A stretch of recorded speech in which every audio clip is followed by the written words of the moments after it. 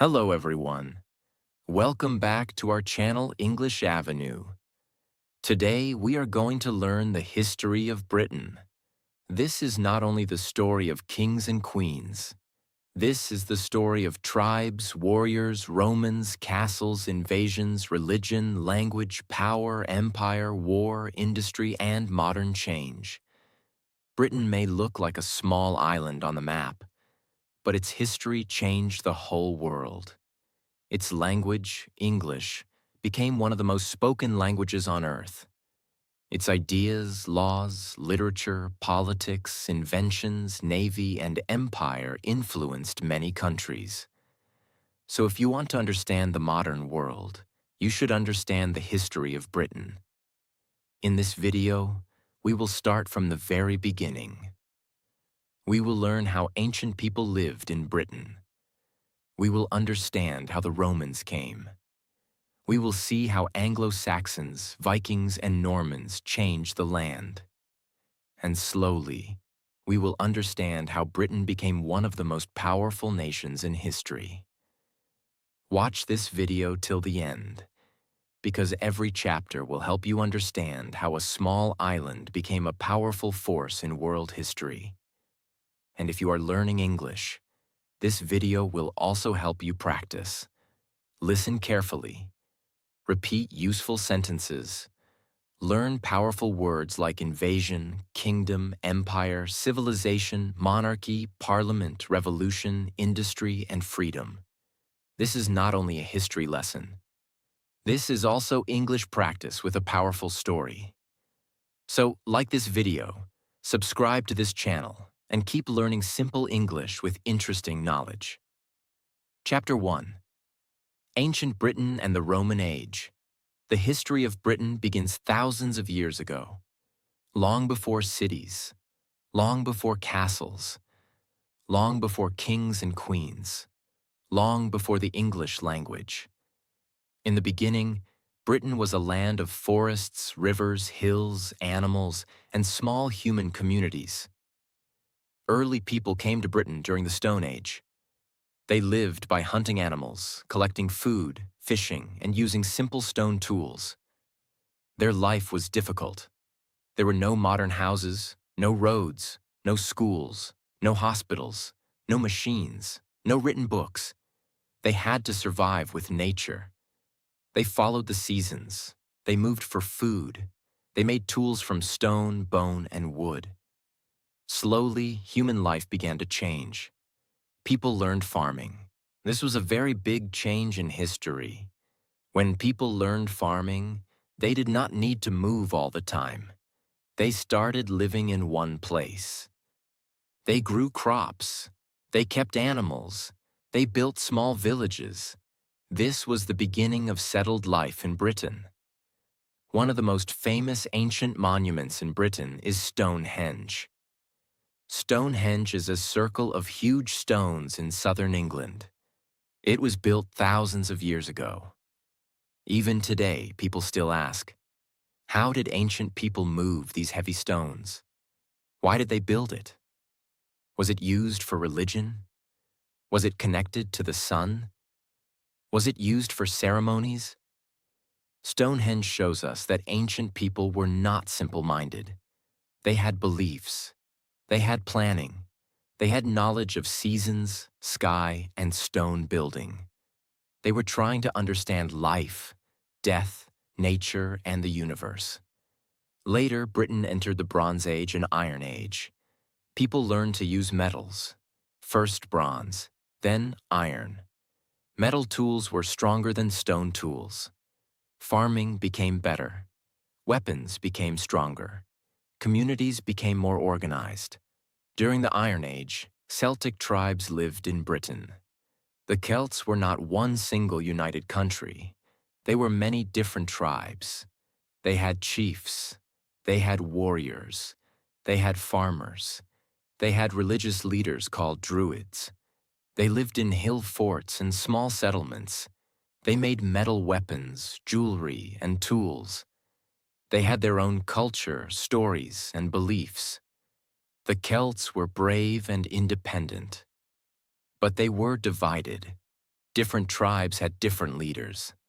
This division later made it easier for a powerful foreign empire to enter Britain. That empire was Rome.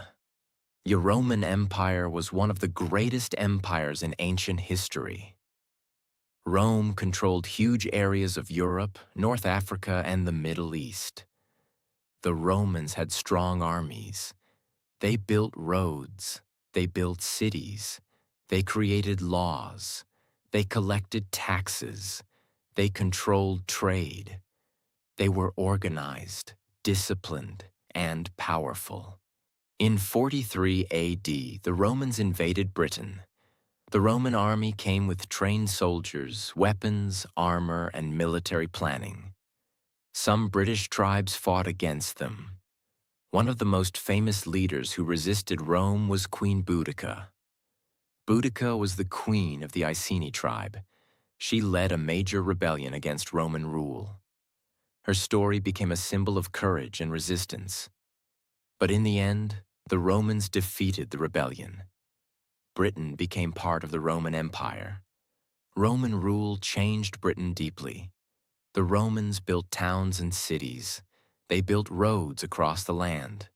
They built forts, walls, baths, temples, markets, and government buildings.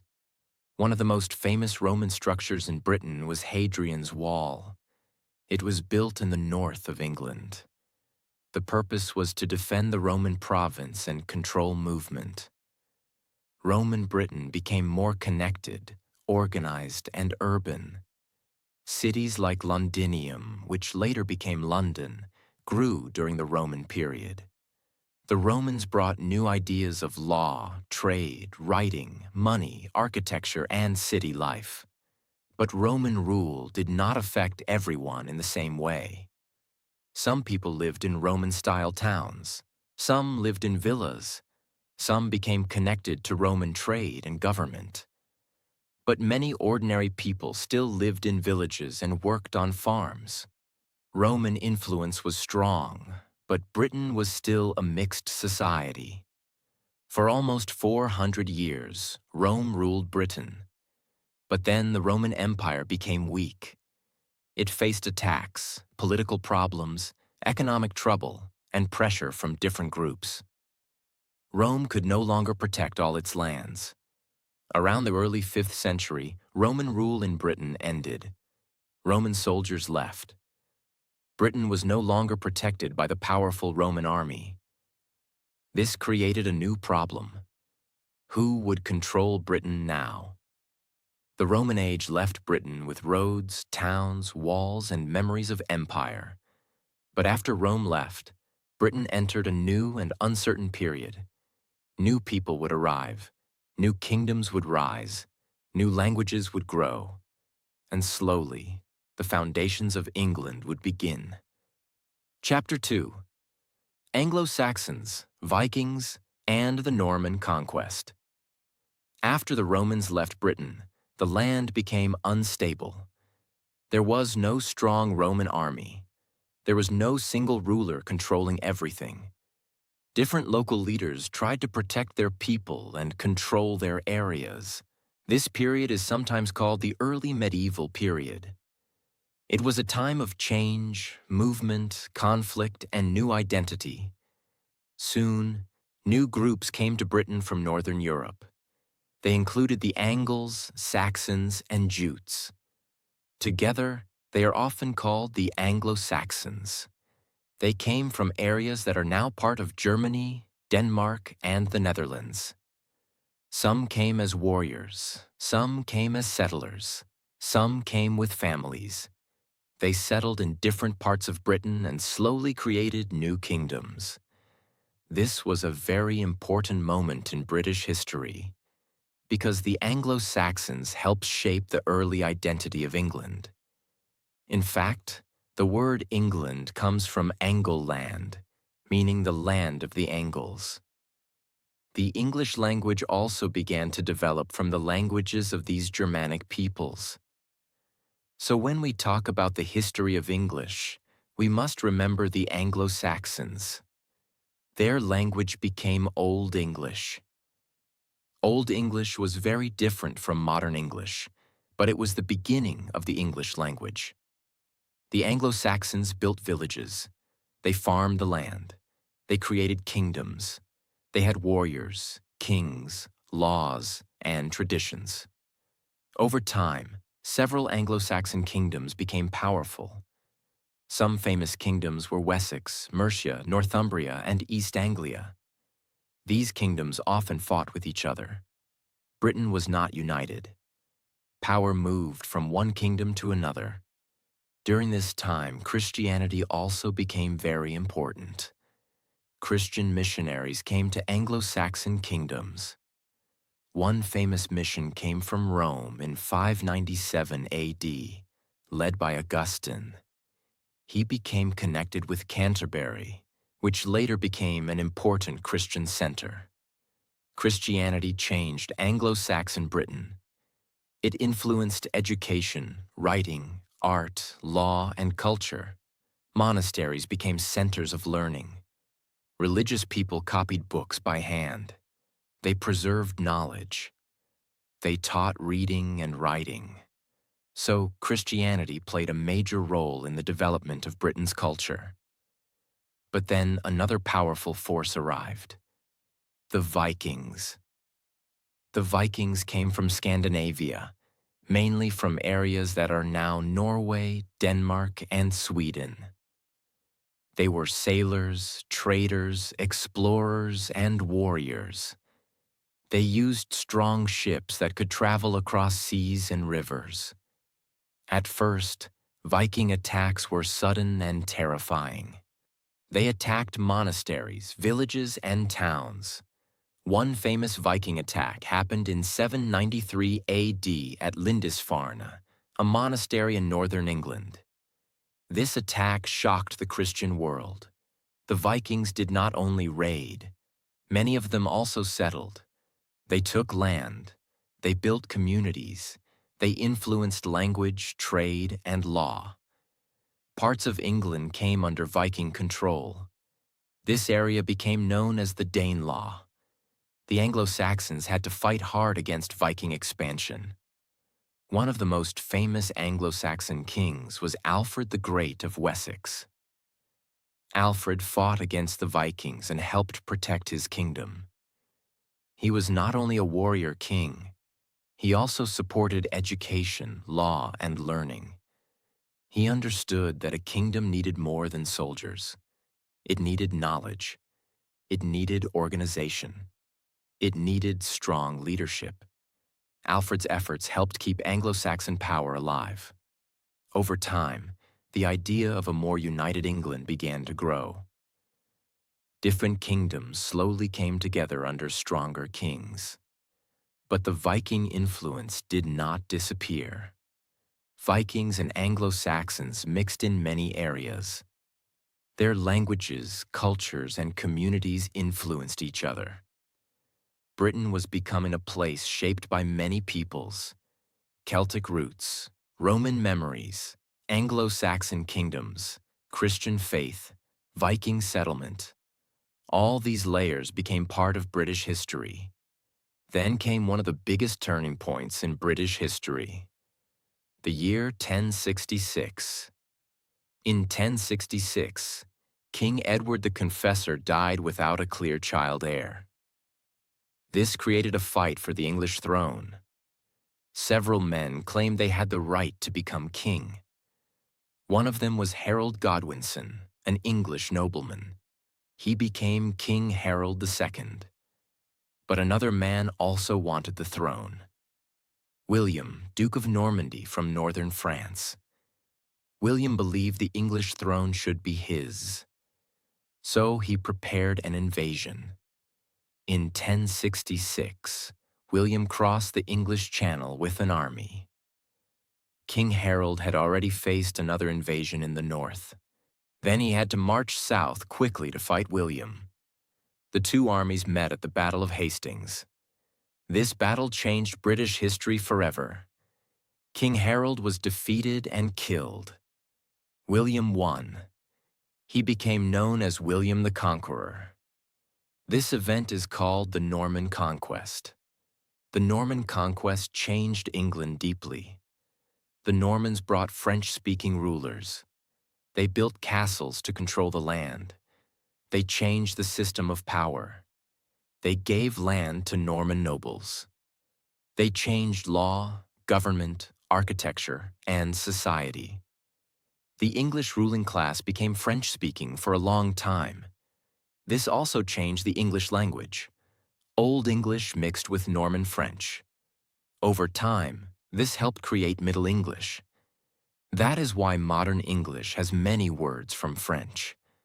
For example, words connected to government, law, food, power, and culture often have French influence. The Normans also created one of the most famous records in English history, the Domesday Book. It was a detailed survey of land and property. William wanted to know who owned what, how much land existed, and how much tax could be collected. This shows how organized Norman rule became. The Norman Conquest was not just a change of king. It was a change of culture, language, power, and identity. After 1066, England became more connected to Europe, especially France. Castles rose across the land. Feudal society became stronger. Kings became more powerful. Nobles controlled land. Peasants worked the land. The church remained very important. This period created the foundation for medieval England. Chapter 3. Medieval Britain, Magna Carta, Tudors, and the Rise of Parliament. After the Norman Conquest, England changed forever. The Normans brought castles, French-speaking rulers, stronger kings, and a new system of power. But history did not stop there. After 1066, Britain entered the medieval age. This was the age of castles, knights, kings, queens, church power, wars, rebellion, disease, and the slow rise of Parliament. Medieval Britain was not a peaceful place. Kings wanted more power. Nobles wanted more land. The church had strong influence. Ordinary people worked hard and lived difficult lives. Most people were farmers. They lived in villages. They worked on land owned by lords. Life was short, simple, and often painful. There were no modern hospitals, no modern medicine, no electricity, no machines, no easy transport. If crops failed, people could go hungry. If disease spread, many could die. But even in this difficult world, Britain was slowly developing. Towns grew, trade increased, cathedrals were built, universities began, laws became more organized, and kings started learning one hard lesson. Even a king could not rule alone forever. One of the most important moments in British history happened in 1215. This was the signing of Magna Carta. Magna Carta means Great Charter. It was signed by King John after powerful nobles rebelled against him. King John had become unpopular because of heavy taxes, failed wars, and harsh rule. The nobles wanted limits on the king's power, so they forced him to agree to Magna Carta. At that time, Magna Carta mainly protected the rights of powerful nobles. It did not create full democracy. It did not give equal rights to all people. But its importance became much bigger over time. Why? Because Magna Carta introduced a powerful idea. The king is not above the law. This idea changed history. Before this, many kings acted like their word was everything. But Magna Carta helped develop the belief that rulers must also follow law. This idea later influenced parliament, rights, justice, and even modern democracy. So Magna Carta was not the end of power struggles, but it was a beginning of limiting absolute power, a beginning of questioning authority, a beginning of saying, no ruler should have unlimited control. Later, England also became involved in long wars with France. One major conflict was the 100 Years' War. This war was not exactly 100 years of non-stop fighting, but it lasted from the 14th to the 15th century. English kings claimed rights to the French throne. This created many battles between England and France. War brought pride, suffering, taxes, and political tension. At the same time, Britain faced something even more terrible: the Black Death. In the 1300s, a deadly disease spread across Europe. It killed millions of people. Britain also suffered badly. Villages lost many families. Workers died. Farms were abandoned. Society was shaken. But the Black Death also changed the economy. Because so many workers died, labor became more valuable.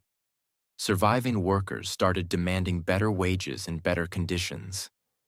This created tension between rich landowners and ordinary workers. So even tragedy created change. History is often like this. Painful events break old systems. Then new systems slowly begin. After this, England entered another major conflict: the Wars of the Roses. This was a power struggle between two noble families, the House of Lancaster and the House of York. Both wanted the English throne. Their symbols were roses. Lancaster was linked with the red rose.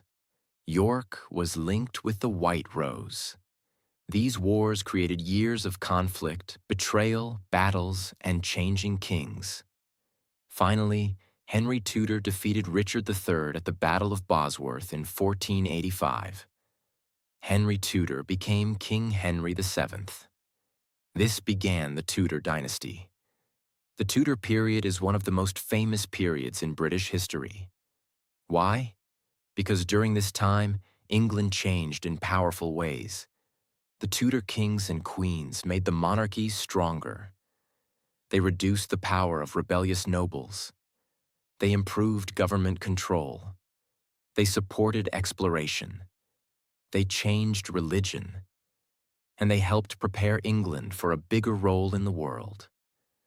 One of the most famous Tudor kings was Henry VIII. Henry VIII is remembered for many reasons. He had 6 wives. He wanted a male heir.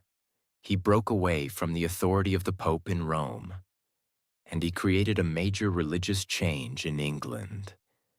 This event is called the English Reformation. Before Henry VIII, England was a Catholic country under the religious authority of the Pope.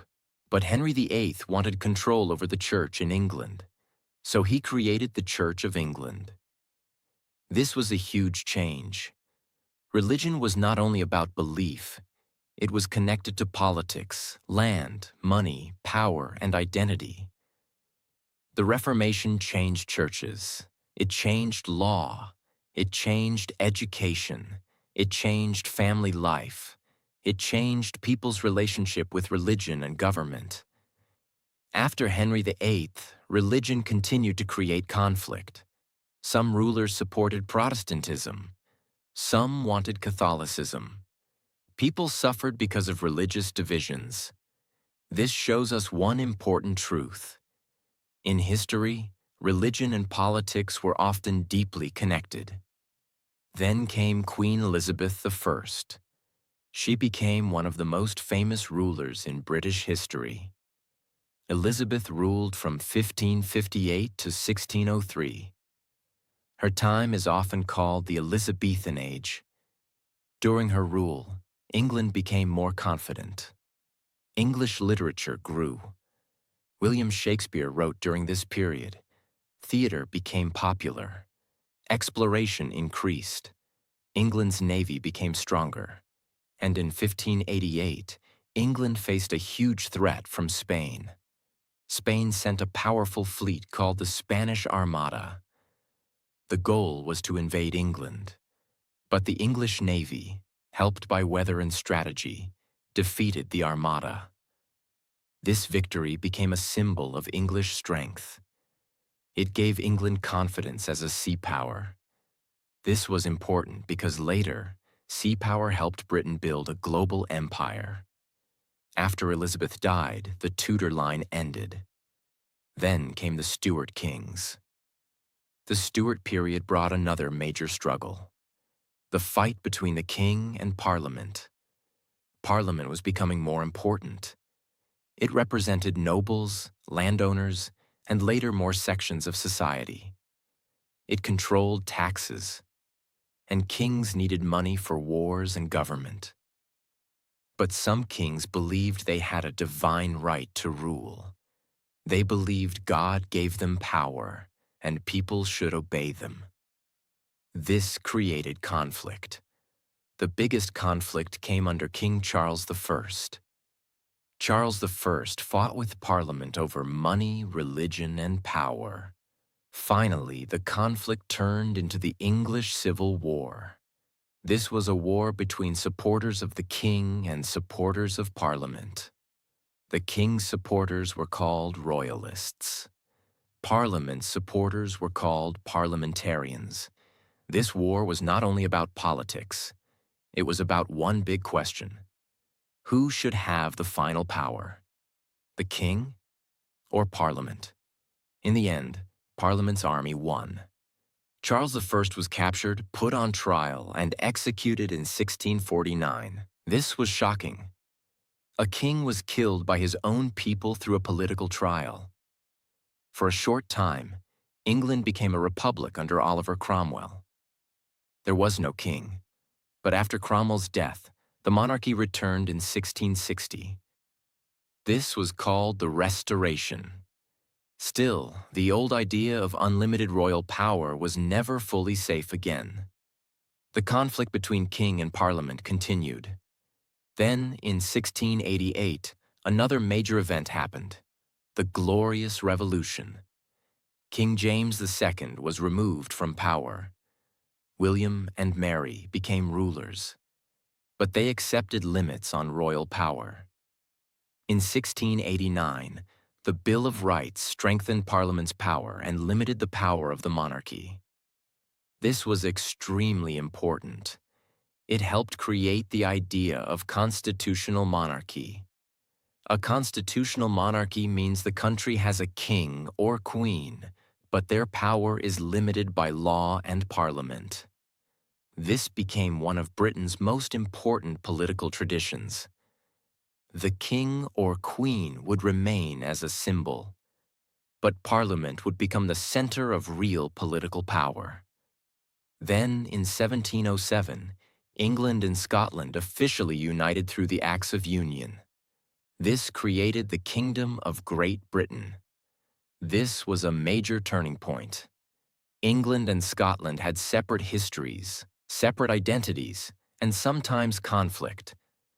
But now they became part of one political union. Later, in 1801, Ireland was also joined to create the United Kingdom of Great Britain and Ireland. Much later, most of Ireland became independent, and today the United Kingdom includes England, Scotland, Wales, and Northern Ireland. So Chapter 3 shows us a powerful transformation. Britain moved from medieval castles and feudal power toward law, parliament, monarchy with limits, religious change, national unity, and growing sea power. Britain was no longer only a land of tribes, kings, and castles.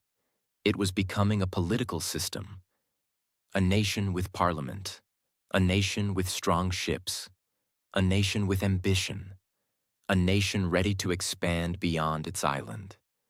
And this expansion would change the world.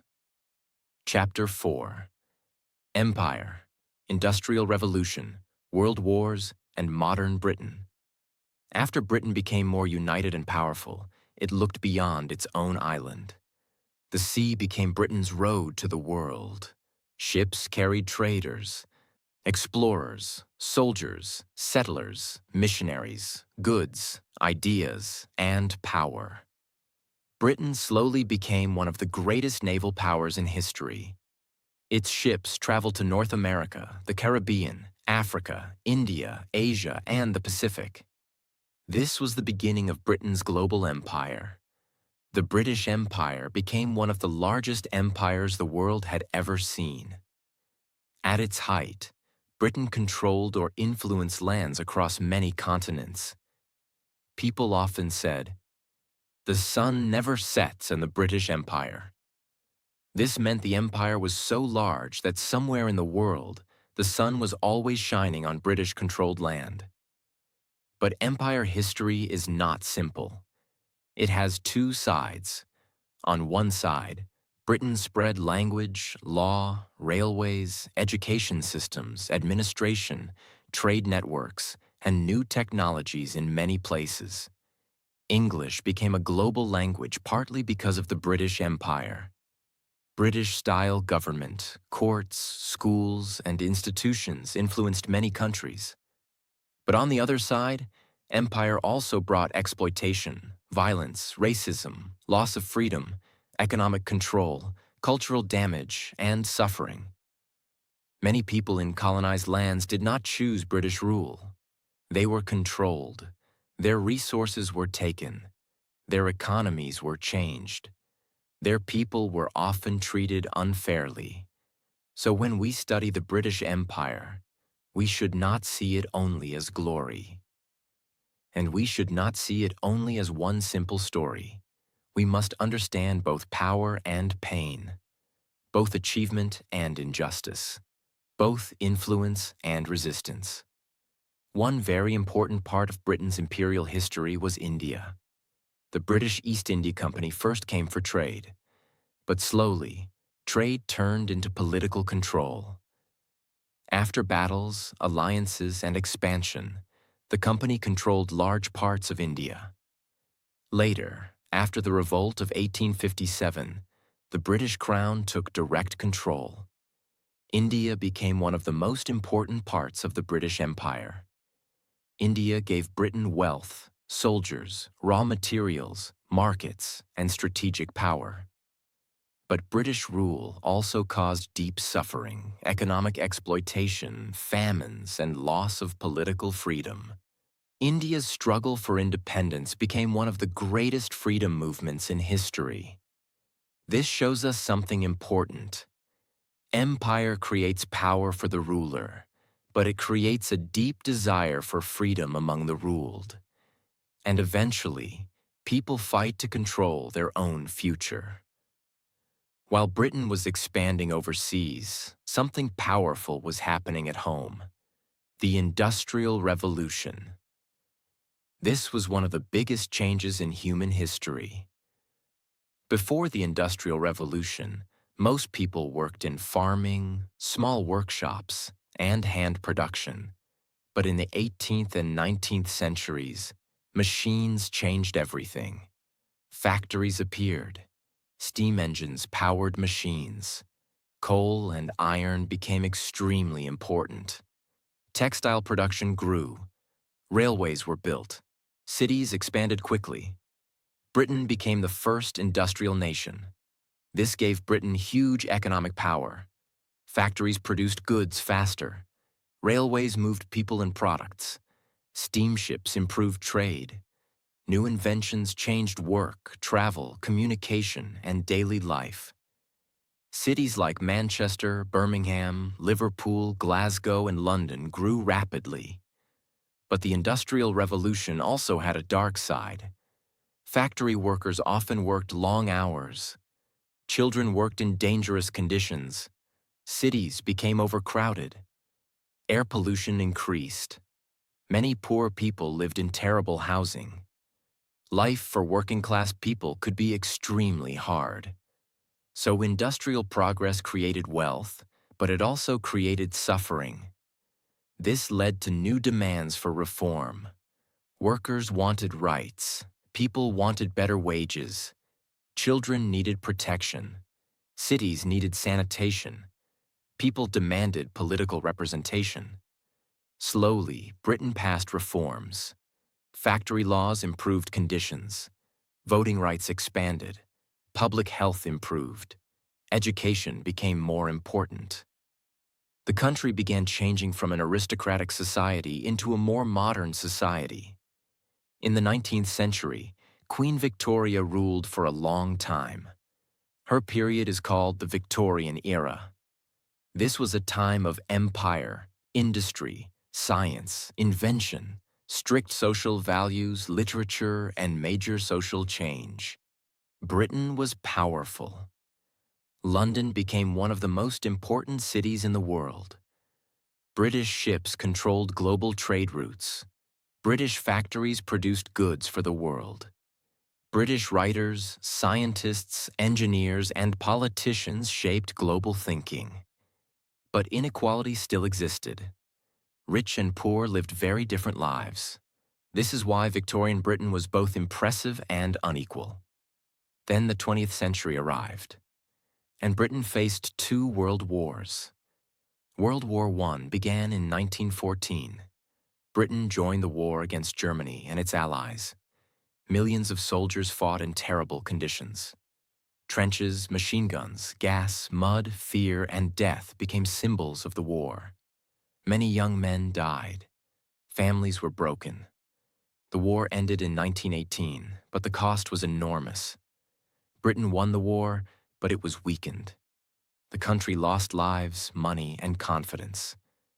Then, only 2 decades later, World War II began. This war was even more destructive. Britain fought against Nazi Germany and its allies. In 1940, Britain faced one of its most dangerous moments. Germany had defeated many countries in Europe. Britain stood almost alone against Hitler. The Battle of Britain became a turning point. German aircraft attacked British cities and airfields. The British Royal Air Force fought back. Britain survived. During the war, London and other cities were bombed heavily. This period was called the Blitz. Ordinary people hid in shelters, families suffered, buildings were destroyed. But Britain continued fighting. The leadership of Winston Churchill became famous during this time. His speeches encouraged people to stay strong. World War II ended in 1945. Britain was on the winning side. But again, victory came with a huge cost. The country was tired. The economy was damaged. The empire was becoming harder to maintain. After the war, Britain changed again. One major change was the creation of the welfare state. The National Health Service, known as the NHS, was created in 1948. The idea was powerful. Healthcare should be available to people, not only to the rich. Britain also improved education, housing, and social support. This showed that after war, people wanted a fairer society. At the same time, the British Empire started to end. Countries across Asia, Africa, and the Caribbean demanded independence. India became independent in 1947. Many other countries followed. This process is called decolonization. Britain was no longer the empire it once was. It had to find a new identity, not as the ruler of a huge empire, but as a modern democratic country in a changing world. The 20th century also brought social changes inside Britain. Women gained more rights. Workers gained more rights. Immigration changed British society. People came from former colonies and other countries to live and work in Britain. This made Britain more multicultural. Different cultures, languages, foods, religions, and communities became part of modern British life. Britain also became famous for music, film, literature, fashion, sport, science, education, and media. From Shakespeare to the Beatles, from Newton to modern scientists, from parliamentary democracy to global English. Britain's cultural influence remained strong even after the empire declined. Today, Britain is a modern country with a long and complex history.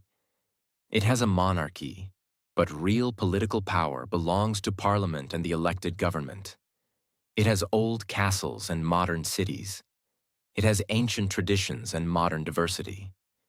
It has proud achievements and painful historical questions. It has influence, but also challenges. Modern Britain faces issues like economic pressure, immigration debates, national identity, Scotland's future, relations with Europe, and the memory of empire. Britain left the European Union after Brexit, showing that its relationship with Europe is still a major question in modern politics. But whatever happens next, Britain's history remains deeply important. Because Britain helped shape the modern world in many ways.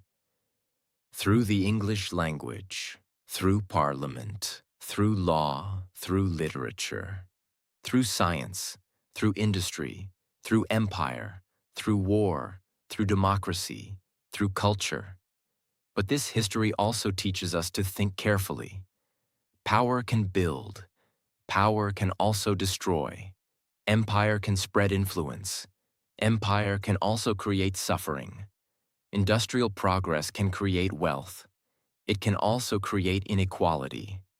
War can show courage. It can also show the terrible cost of human conflict. So the history of Britain is not only a story of success, it is a story of transformation, a story of struggle, a story of ambition, a story of mistakes, a story of invention, a story of power, a story of change. The history of Britain began with ancient people, forests, stone tools, and monuments like Stonehenge. Then came the Celts, then the Romans, then the Anglo-Saxons, then the Vikings, then the Normans, then medieval kings, Magna Carta, Parliament, religious change and national unity, then empire, industry, world wars, decolonization, and modern Britain. This small island changed the world. But it was also changed by the world. That is the beauty of history. No nation is created in one day. No country is shaped by one person. History is built by millions of lives, by farmers and soldiers, by kings and queens, by workers and writers, by rebels and reformers, by inventors and teachers, by ordinary people who lived, struggled, worked, dreamed, and changed the future without always knowing it. And this is why we study history, not only to remember dates, not only to remember battles, not only to remember rulers. We study history to understand humanity. We study history to understand how the world became what it is today. We study history to learn from success and mistakes. And we study history to become wiser. So if you watched till the end, you have not only learned the history of Britain, you have also practiced English through a powerful story.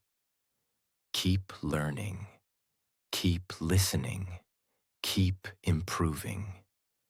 Because every story you understand makes your mind stronger.